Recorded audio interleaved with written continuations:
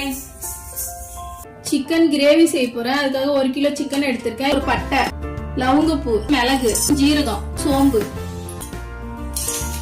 மல்லி நைஸா பவுடர் பண்ணி எடுத்துக்கலாம். கடல் பாசி கொஞ்சம், அன்னாச்சி பூ, எண்ணெய் காஞ்சது போட்டுருங்க.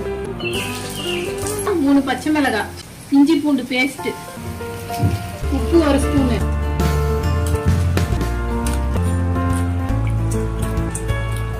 உப்பு போட்டுக்கோங்க. மஞ்சத்தூள், மசாலா வறுத்து அரைச்ச பொடி,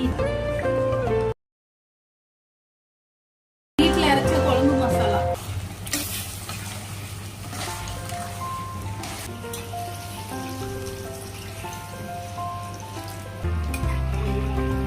புதினா, மல்லி, கொஞ்சமா கருவேப்பிலை. அதான் கேஸ் ஆஃப் பண்ணிக்கலாம். சிக்கன் கிரேவி இதே மாதிரி செஞ்சு பாருங்க, சூப்பரா இருக்கும்.